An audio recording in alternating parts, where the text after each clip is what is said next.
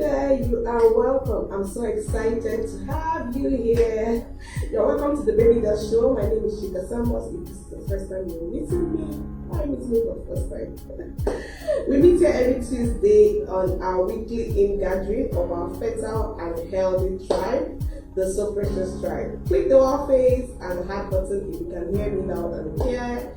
And let me know where you're joining from. I'll be in the comment section to say hello and to address your concerns and your questions. So in this show, we're sharing deep truths. Trust me, you need to quickly call in your communities to join. Research shows and says that 1 in every 5 urban adults knows someone struggling with PCOS. It means that you know someone that probably knows someone that is struggling with this health condition, and we're doing a series on it because it's a whole lot of topic.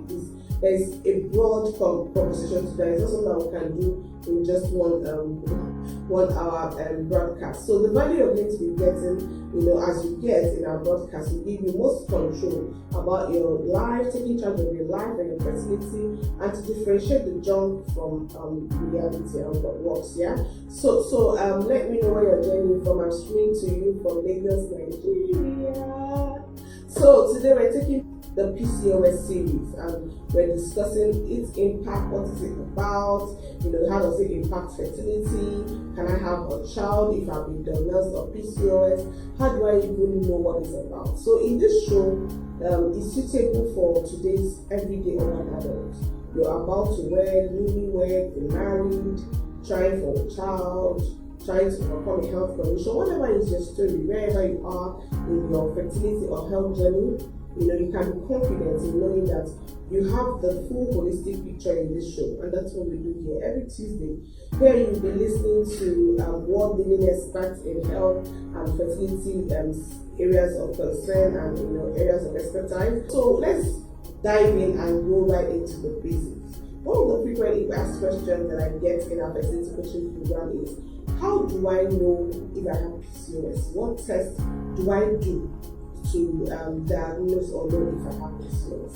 A lot of times I've heard women, and I've seen women, come with PCOS symptoms, and their test results are being signed off as fibroids or cysts or endometriosis.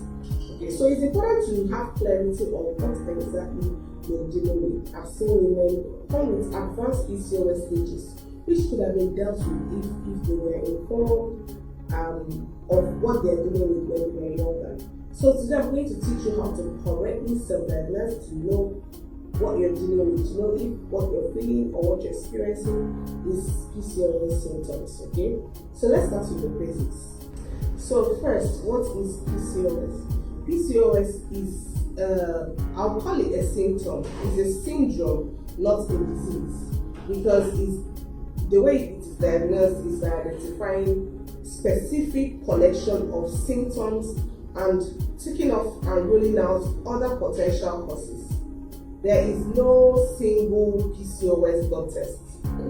There is no such thing, yeah? So it's just a long list of symptoms and test results that create a specific profile that we now label PCOS. So a fair amount of controversy, surrounding the exact collection of symptoms needed to make a PCOS diagnosis has happened. So oftentimes you hear, and they'll tell you anything from 5 to 20% of women may have PCOS. This is because different definitions, have led to different estimates. However, everyone agrees, this is a common agreement, that we all agree that PCOS is the most common female endocrine disorder that is seen in today's urban adults, today's urban women. Yeah. So it is the leading cause of infertility, the disorder. It is more than a gynecological disorder. It's a systemic whole body disorder that affects metabolism, that affects immune system, affects cardiovascular system, the gut, the skin, the mind, everything really. It's a whole body wrecker. So the endocrine system, just so you know, is the collection of the glands that make hormones and chemical messengers that travel throughout your body work. So the endocrine disorder is any ailment at all that involves giving an over or under production of the hormones or any other part of the transport, the reception, or the elimination of of these hormones. So once there is any disorder of such kind, that is when you know that there is an endocrine disorder. So how does it do that? Well, to understand how to treat PCOS or any other infirmity, you need to understand and agree on what it is. Okay, so the definition that I find most useful is the one developed by the Androgen Excess and the PCOS Society. This definition was recently reaffirmed at the International Synopsis hosted at the Center of Research and Excellence in PCOS in 2018. So according to these two institutes, a woman has PCOS. Listen, if she has number one, hypoandrogenism, it's an above average level of androgens. Okay, androgens are the male sex hormones. Okay, so such as the testosterone. So this is a required symptom. This symptom is a constant K. It's a required symptom before you say you have PCOS. So the hypoandrogenism can be documented through a blood test or by observing symptoms of elevated androgen levels, such as acne, unwanted hair in cases where normally only men have it, like the face, the chest, the back, the chin, okay, and thinning of the hair of the scalp. Yeah. So testosterone is the most common and well-known androgen. We also have the ADEAS. It's another androgen that is elevated in subset of PCOS women, very small subset.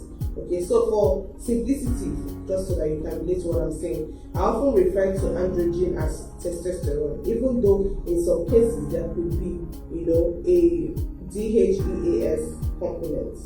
So additionally, for a PCOS diagnosis, a woman must have one or both of the following symptoms I'm going to mention right now.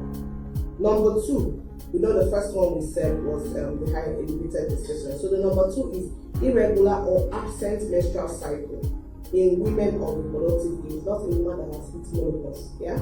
So an irregular cycle, simply defined as anything that is less frequent than once every 35 days. Anything more than frequent, that frequent more than every 21 days is a cycle that varies, in length by more than a few days, or a cycle where bleeding lasts longer than 7 days. You get that? So the third symptom is your polycystic ovaries, as seen in an ultrasound. This is, I know it sounds scary, but what this means is due to hormonal imbalances, the ovaries contain more, many small follicles. Let me explain. All women's ovaries are full of follicles. The fluid sacs that each has a single immature egg.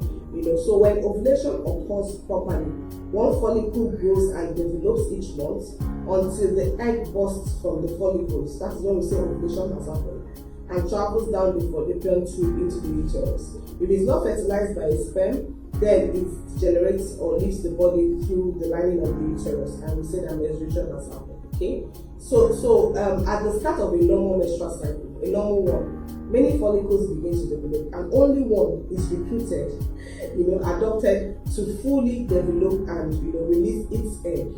When that follicle is chosen, the other follicles take back, they regress. Okay, and in a healthy ovary, what we see is that you may see that several tiny follicles, or one large one more mature follicles. That is what you see. But in women with PCOS, no specific follicle is recruited to be the one that will ovulate. So to we are having a large number of developing follicles continuing to exist and just there.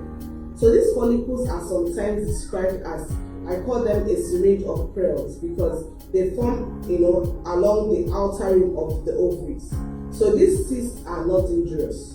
But when no single egg fully matures and does that cycle or bursts from the sac, ovulation does not occur. So when a woman does not get her period regularly, lack of regular ovulation is a major cause for infertility suffered by so many women with PCOS. So polycystic ovaries are diagnosed through a transvaginal ultrasound and are evidenced by a broken ovulation process. So they don't cause PCOS per se, they are symptoms of PCOS. You get it now. So that's it. So if you're just joining us for the first time, please hashtag first timer.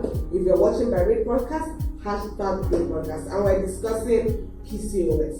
So if you have any of the symptoms we have described, the polycystic ovaries, the irregular, menses and hyperandrogenism, then you're approximately among the 10% of the women around the world which are likely dealing with PCOS. Remember, PCOS is a diagnosis of exclusion. Okay, there are other conditions, really serious conditions, that can look like PCOS. Only a doctor can, rule out endocrine tumors, Cushing's syndrome, congenital hyperplasma, and other endocrine diseases or disorders. But if your doctor can't find anything else causing these symptoms, and you meet the definitions we have just narrated, then it's pretty safe to assume that you have PCOS. Okay, so let's discuss some other PCOS infamous, not so popular symptoms that a lot of people deal with. Okay, so these symptoms are in some degree, commonly shared among PCOS, women. So here are some common ones that that will likely send it to a doctor or send it to Dr. Google. So I know this session may sound a little depressing, but not to worry. When you join our fertility coaching programs, we tell you, our protocol will show you how to combat these symptoms and get more control. We are right now dealing with, as I speak, a good number of PCOS couples and women that are trying for children, and we're really seeing their parameters and their medical conditions improve. So there is hope. Every woman has their own version of PCOS, you must understand. So you may not check all the boxes for the symptoms you have narrated, but here is what you may be experiencing. So one is acne. Acne these are pimples, including the red ones, the white capped ones, the deep hard noduled ones that I call cysts. Which other one?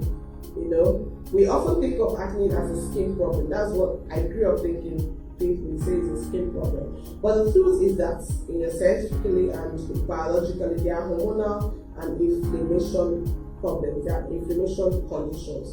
High testosterone levels, plus an inflamed skin tend to excess oil. And an altered skin, microbe. The collection of bacteria that resides on our skin, and are supposed to protect is also contribute. So the result is an oily, inflamed skin, covered by an unfriendly bacteria. This is a sure recipe for frequent, breakouts. Another experience could be the alopecia. The alopecia is caused by high levels of testosterone. Okay, it's the thinnings of the scalp of the hair, or scalp hair loss, somewhat similar to a male pattern baldness of the hair. Yeah.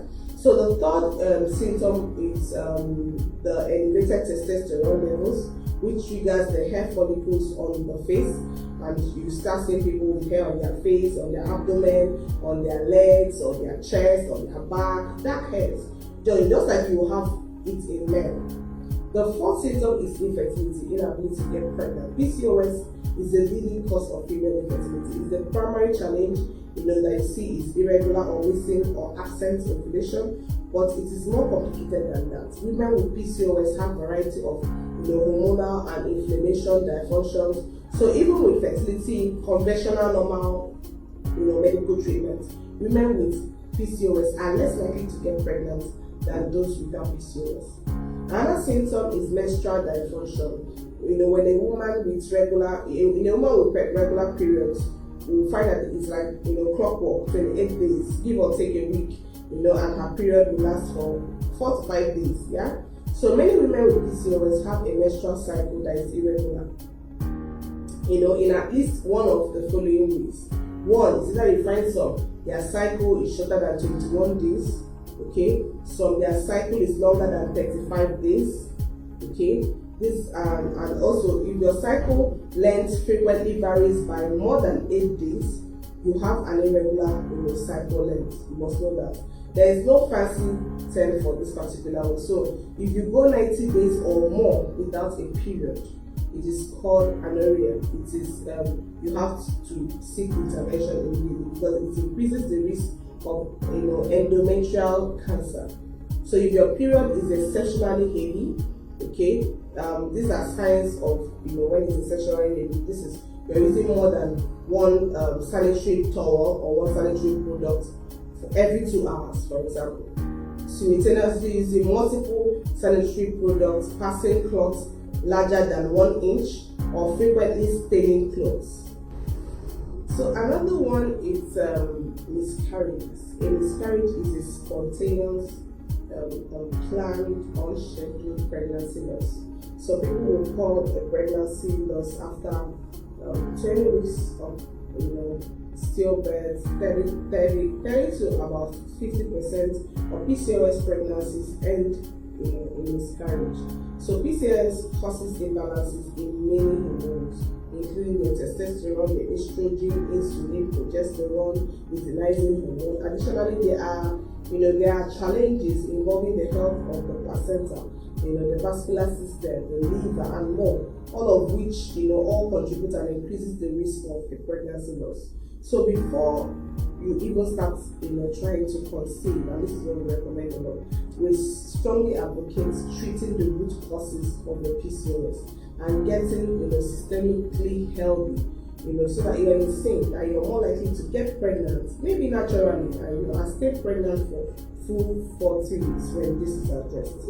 Yeah. So obesity is another symptom. Obesity is defined as a body mass index (BMI) of 30 or higher.